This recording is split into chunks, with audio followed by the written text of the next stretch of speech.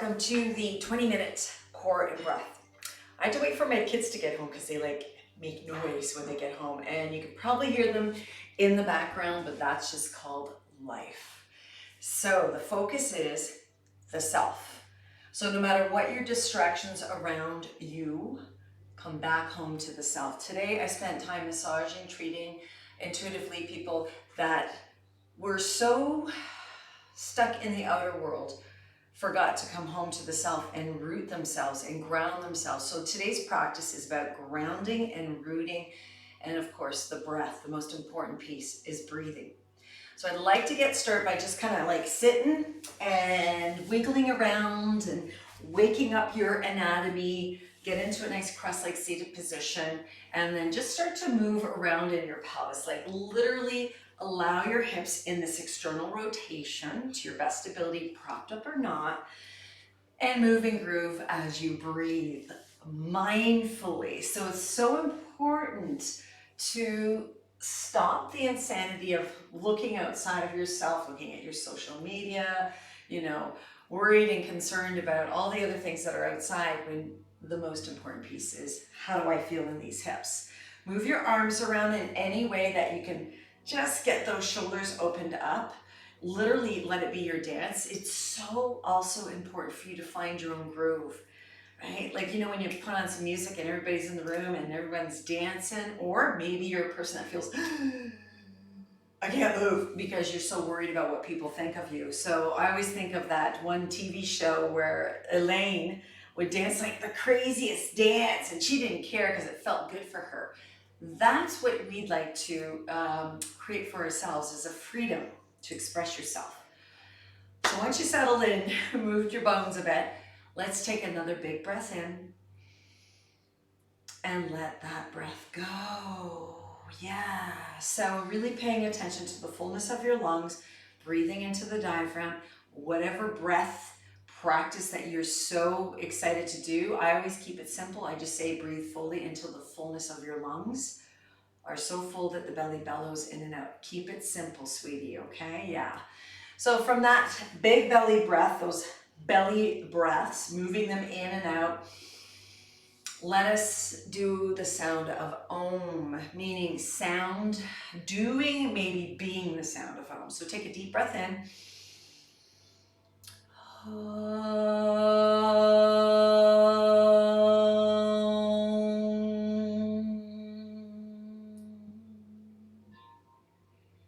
There it is. Okay.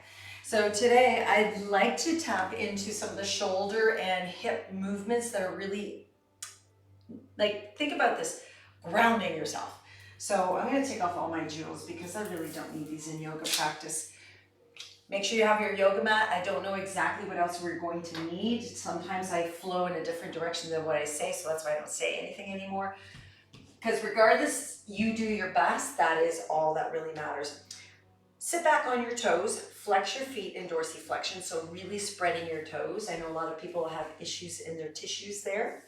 And then eventually bring your hands down onto the mat, reassess your knees further away. I'm just going to do a little cat-cow just to warm up the spine, opening up the hip flexors and extension and flexion, and even moving the side body, the waist sideways and flexing it in. One of my favorites is to look over the shoulder and swing the hips so you can see your hips.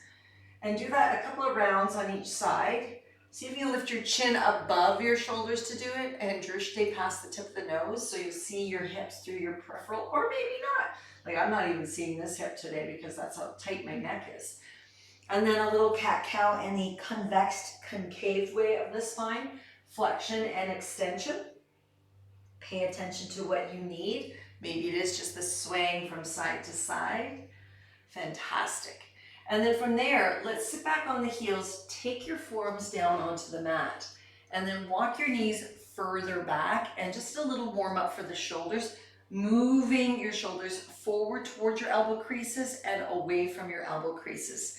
So there's a lot of flexion extension going on in your hips as well as your shoulders. So just a couple of rounds of that. Good. And then really, like still, I'm gonna lose my words by the end of the day. Still yourself, so your shoulders are over your elbow creases, then hover your knees up. So they're just hovering about an inch or two, and this will build the strength as you isometrically drag your elbows towards your toes and your toes towards your elbows. Feel that lift. Good for 5, 4, 3, 2, and then release the knees. Take your left arm at a right angle. So this is a right angle to the left. Take your right forearm across the midline. So I'm gonna scoot more to the top front of my mat. So the arrangement of your arms is pretty much looking like right forearm across the midline, left arm at a right angle in line with your shoulders. In this shape, we're going to experiment with extending the right leg straight back first through the tone of the belly, then the left leg. So keeping that energy and then pivoting to the outer edge of your right foot, inner edge of your left foot. So we'll do that a couple of times. So you're lifting your heart up towards the sky, pressing the floor away with your right forearm, pivot to your toes, and then to the inner and outer edge of your feet. Do that a couple of times, feeling the breath in your body, keeping your neck neutral. Beautiful. Now, reset, outer edge of right foot, inner edge of left foot, and then lower your hips to the floor. You want to make sure that the right forearm and shoulder are creating a spacious opening here, so you're not scrunching in your neck like that.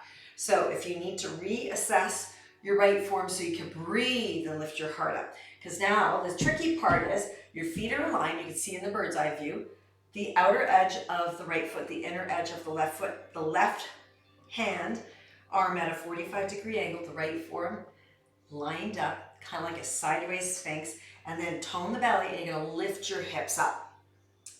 Lower them down mindfully and inhale them up. Doing that about 4 times more. So exhaling down, inhaling up, exhaling down, inhaling up, exhale down, inhale up. One more. Exhale down, inhale up, and then exhale them all the way down. Bend your knees towards your chest. Come up off of that right forearm. And again, you don't have to keep up with me. These are practices that may feel really awkward in that, but we're tapping into some really deep tissues, okay? I'm just gonna flip it to this side. Yeah. Okay, right forearm across the midline, left arm at a right angle, both legs completely out. Did I say left? Your left forearm is across the midline. Your right arm is at a right angle now, so opposite arms. Your legs are fully extended. Take your right leg out in front of your left. So if I'm confusing you at all, just noodle it. You've got this. Slow it down. So left forearm across the midline, right arm at a right angle. When you're ready, root and lift those hips up. Good. Now from here, realign those feet so that you can feel that lift of your hips. Feeling that for 5, for 4, keep your neck neutral, for 3, for 2, and then let's pivot. Oh, that's what I didn't do right? Pivoting, and then that's where I even messed myself up. So it's okay. We don't have to fix this. We're not broken. So you're pivoting inner and outer edge of the feet to the toes for 3 more. So we just got a little sideways little travel trip there. Feel that? Good. Now lower your hips. Who knew? Breathe that breath. Reassess that left forearm so that your collarbone feels open. Okay, you've got this.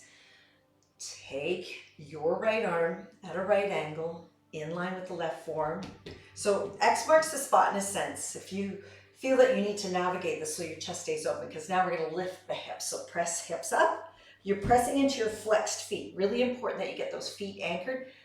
Exhale down, inhale up, exhale down, inhale up for 3 more.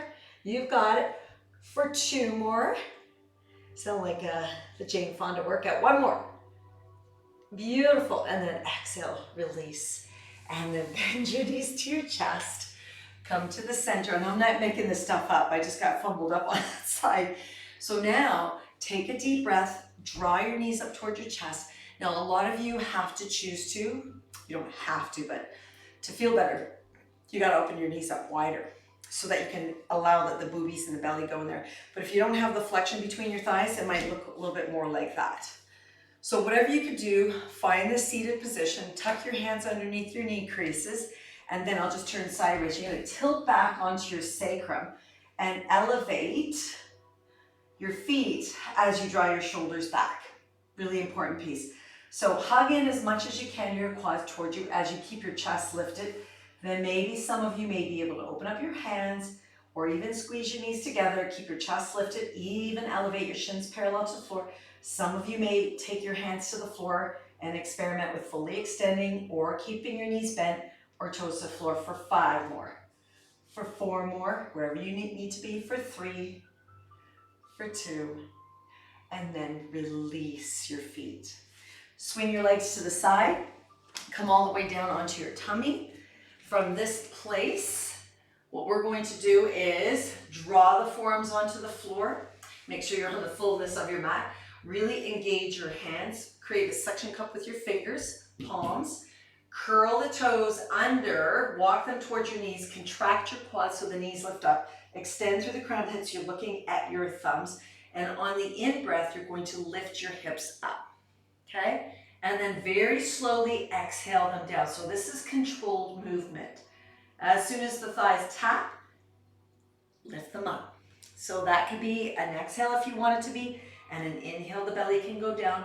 Regardless, you're using a breath. I like the inhale lifting and the exhale lowering. You do you for 3 more. While the hands and toes isometrically draw towards each other. So you're giving yourself permission to find this movement. Whatever, change the breath if you need to. And then eventually pause, bend your knees, heels windshield wipe towards your bum, stack your hands and rest your forehead. Beautiful work. Now we're gonna run through that again. Hopefully I won't confuse myself on that one. Take your legs down, come up onto your forearms. Your right forearm comes across the top of your mat, left arm at a right angle. Curl your toes towards your kneecaps, press your heels towards the back mat, lift your hips up, and then pivot on the inner and outer edges of your feet. So the toe pads, right, to the inner edge of the left foot, outer edge of the right foot.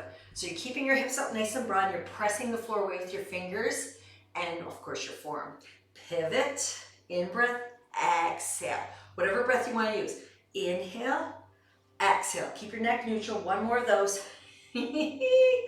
Beautiful. And then lower the hips. And inhale, lift the hips. Lower the hips. So it could be exhale or an inhale, but there's the opposite breath taking them up. That's 3. Let's do 2 more of those. Beautiful. Oh yeah, it's deep work. 1 more of those. Shazam. Good. Then let your hips gently lean to the mat. Bend your knees to your chest. Sitting up tall. Take yourself to the other side. So your left forearm's across the midline, your right arm's at a right angle. Sandwich those legs first together. Then your right leg goes over top. If you prefer to switch your legs out, the under leg being your left and the top leg being your right, you do you, as long as your feet can anchor. I find that that might be better for me. And when you're ready, you're gonna pick up those, actually that won't work. Scratch that. So your right foot has to be on top. I just tangled myself up. It's one of those days. Remember, we are perfect in our imperfections. So right leg is on top in front of the left toes. You'll see what I mean. Because now you're gonna lift your hips and pivot your toes to the outer and inner edge of the feet. Pivot to the toes. Switch it up there. So see the movement that's occurring? This is all waste energy, waste in your waist. 1 more, not wasted. Lower the hips all the way down. Keep that left shoulder in external rotation.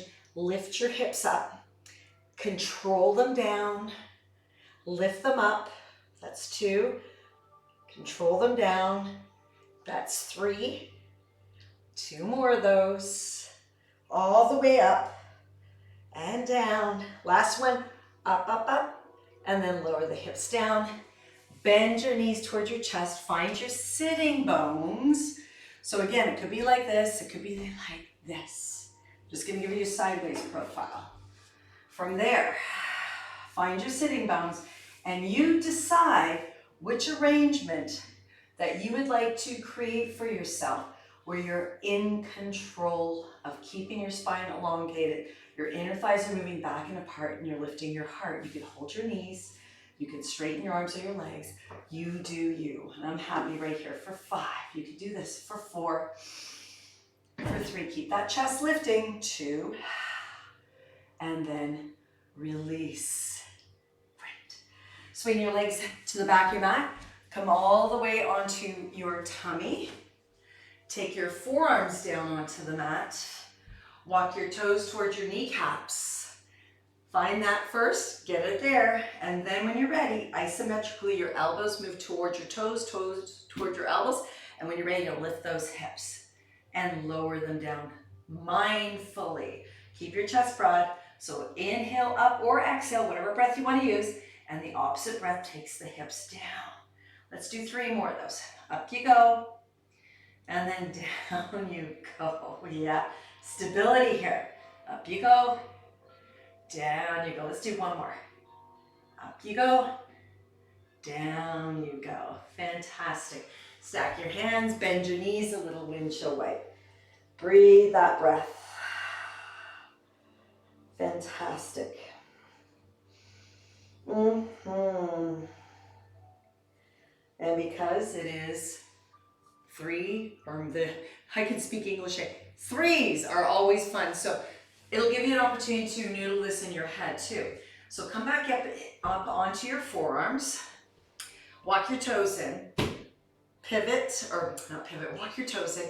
Roll the shoulders back. Let's immediately take this. Actually, no, let's do it from this structure. I'm rethinking this because I know some of you I can hear your little voices in your head telling me something. So your right forearm goes across the midline, your left arm goes at a right angle. Walk your toes in. And what we're gonna do is lift those hips up and then pivot to the outside of your right foot, the inside of your left foot. Okay, so we're playing on the toes.